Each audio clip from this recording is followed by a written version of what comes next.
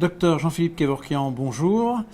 Bonjour. Vous avez participé hier à une session particulièrement intéressante pour les cardiologues et les diabétologues. Et je vais d'abord vous demander de vous présenter, de nous parler un peu de cette session, de son organisation, puisque vous n'étiez pas tout seul. Non, je n'étais pas tout seul. Alors d'abord, je suis cardiologue à l'hôpital Lariboisière à Paris. Je suis le cardiologue à temps plein du service de diabétologie de l'hôpital, ce qui fait de moi une petite particularité. Et j'ai présenté hier avec le professeur Emmanuel Cosson, le diabétologue de l'hôpital Jean Verdier. Alors, pour cette présentation, donc, on a actuellement, les diabétologues disposent d'une palette de médicaments qu'ils n'ont jamais eu auparavant. Et bien sûr, ça pose des questions puisqu'il y a eu des suspicions d'effets indésirables cardiovasculaires, des suspicions de bénéfices, des démonstrations de bénéfices dans certains domaines. Et là, plus particulièrement, on parlait de l'insuffisance cardiaque.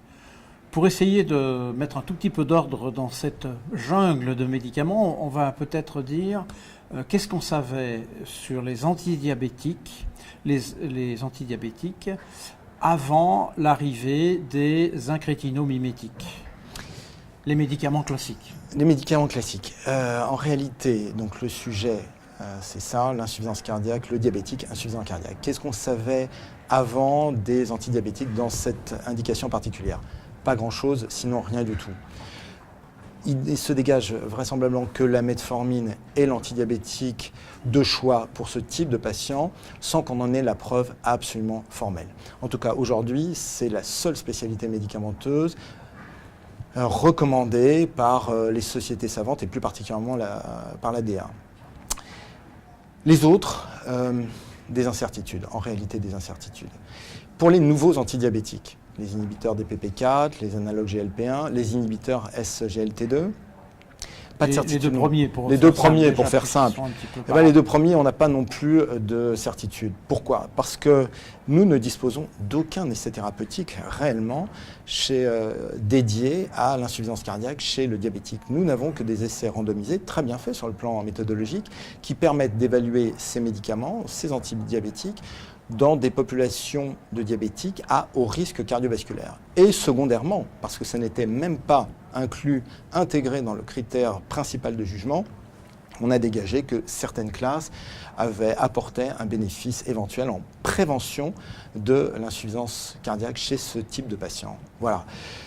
Les inhibiteurs des PP4 comme les analogues GLP1, pour la plupart, s'accompagne d'une diminution du risque de développer de l'insuffisance cardiaque, mais encore une fois, tout ça n'était pas inclus dans le critère principal de jugement. Il y avait quelques patients, je vous interromps, oui. Il y avait quelques patients donc, qui étaient dans l'étude parce qu'ils étaient à haut risque du fait du diabète, et parmi eux, il y en a quelques-uns qui étaient un peu insuffisants cardiaques, ou on les avait toujours exclus ? Alors, il y avait quelques insuffisants cardiaques qui avaient été inclus probablement à tort dans ces essais et qui, dont on a regardé, oui, voilà, à tort, c'est dire, et dont on a regardé l'évolution sous l'effet de ces médicaments. Mais en réalité, je crois qu'on ne peut pas tirer de conclusions formelles sur des populations qui n'ont pas été ciblées très précisément dès le départ. Ça veut dire aussi qu'il y avait très peu de patients s'ils ont été inclus borderline. Absolument, absolument. Alors, il y a quand même une classe médicamenteuse qui donne un peu envie. Les inhibiteurs SGLT2 donnent un peu envie parce que le bénéfice sur la prévention de l'insuffisance cardiaque est vraiment très, très impressionnant et s'accompagne d'une diminution de la mortalité cardiovasculaire, notamment avec l'empagliflozine. Donc les glyphosines en général et l'empagliflozine en particulier. On est en train d'essayer de démembrer les mécanismes qui permettent ce résultat remarquable sur la prévention de l'insuffisance cardiaque. Vraisemblablement, ça passe en partie par son effet diurétique, mais très vraisemblablement pas seulement. Voilà.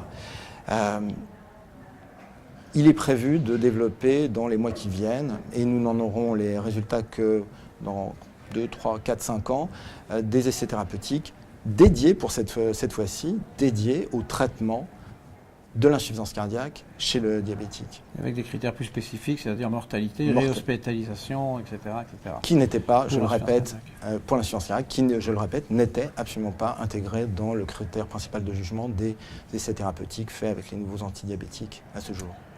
Les inhibiteurs de SGLT2, pour l'instant, ne posent pas le problème de prescrire pour prescrire, puisqu'on n'en a pas, ils n'ont pas obtenu la MM en France.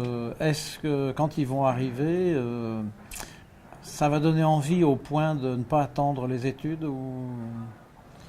Qu'est-ce qu'on fait quand on a quand même une sorte de vague générale qui nous dit il y a quand même des signaux très positifs, etc. Est-ce que le clinicien qui a envie de soigner ses patients va attendre 5 ans de plus en sachant qu'il y a quand même quelque chose? Alors, je ne suis pas dans la tête des gens, mais dans la mienne, oui. Il me paraît assez clair, et je m'avance beaucoup, que vraisemblablement, je vais inciter mes collègues diabétologues, puisque je vis avec eux tous les jours, 365 jours sur 365, je vais les inciter vraisemblablement à faire ce choix thérapeutique antidiabétique préférentiellement. Mais c'est mon choix personnel. Donc c'est un niveau de preuve qui n'est pas satisfaisant, mais on a envie de le faire quand même. Ça donne un peu envie. Ça veut dire quand même qu'au départ, il y a un différentiel important en termes de bénéfices, quoi. Absolument. Suffisamment important pour justifier qu'on se pose la question de passer outre et sans que ce soit institutionnalisé. On est d'accord. Peut-être un registre, on ne sait pas, des choses comme ça, certainement. Le registre, sans aucun doute. Ah, ouais. C'est la tendance générale et elle est bonne. Voilà, eh bien, merci beaucoup et puis on se revoit à la sortie des prochains essais. Mais quand vous voulez, Dr. Gaillet. Congrès internationaux. Merci beaucoup en tout cas. Merci Dr. Kevorkian.